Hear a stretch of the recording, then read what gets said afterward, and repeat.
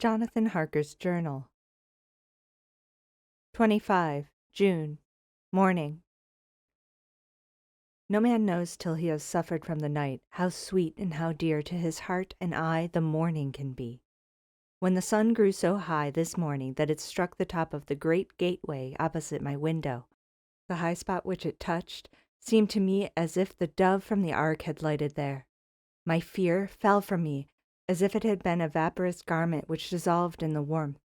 I must take action of some sort whilst the courage of the day is upon me.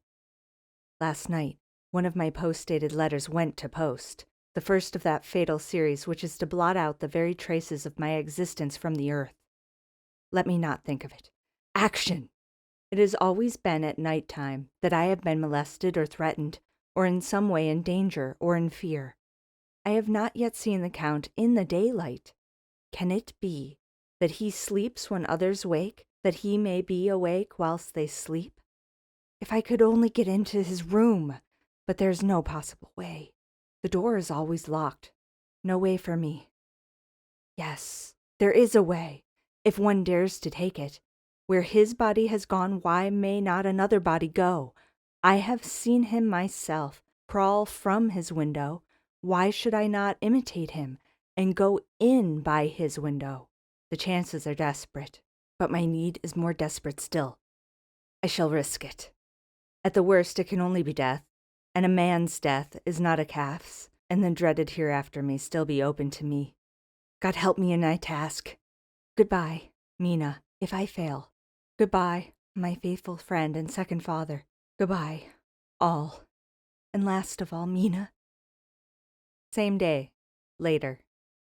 I have made the effort, and God helping me, have come safely back into this room. I must put down every detail in order. I went whilst my courage was fresh, straight to the window on the south side, and at once got outside on the narrow ledge of stone which runs around the building on this side. The stones are big and roughly cut, and the mortar has by process of time been washed away between them. I took off my boots and ventured out on the desperate way. I looked down once, so as to make sure that a sudden glimpse of the awful depth would not overcome me, but after that kept my eyes away from it. I knew pretty well the direction and distance of the Count's window, and made for it as well as I could, having regard to the opportunities available. I did not feel dizzy. I suppose I was too excited, and the time seemed ridiculously short till I found myself standing on the window-sill and trying to raise up the sash. I was filled with agitation, however, when I bent down and slid feet foremost in through the window. Then I looked around for the Count, but, with surprise and gladness, made a discovery. The room was empty. It was barely furnished with odd things, which seemed to have never been used. The furniture was something the same style as that in the south rooms, and was covered with dust. I looked for the key, but it was not in the lock, and I could not find it anywhere. The only thing I found was a great heap of gold in one corner, gold of all kinds, Roman and British and Austrian and Hungarian and Greek and Turkish money, covered with a film of dust, as though it had lain long in the ground. None of it that I noticed was less than 300 years old. There were also chains and ornaments, some jeweled, but all of them old and stained. At one corner of the room was a heavy door. I tried it, for since I could not find the key of the room or the key of the outer door, which was the main object of my search, I must make further examination, or all my efforts would be in vain. It was open, and led through a stone passage to a circular stairway, which went steeply down. I descended, minding carefully where I went, for the stairs were dark, being only lit by loopholes in the heavy masonry.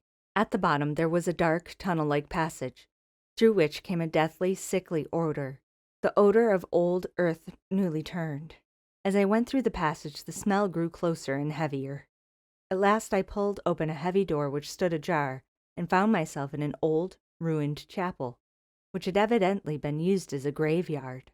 The roof was broken, and in two places there were steps leading to vaults. But the ground had recently been dug over, and the earth placed in great wooden boxes, manifestly those which had been brought by the Slovaks. There was nobody about, and I made search for any further outlet, but there was none. Then I went over every inch of the ground, so as not to lose a chance. I went down even into the vaults, where the dim light struggled, although to do so was a dread to my very soul. Into 2 of these I went, but saw nothing except fragments of old coffins and piles of dust. In the 3rd, however, I made a discovery.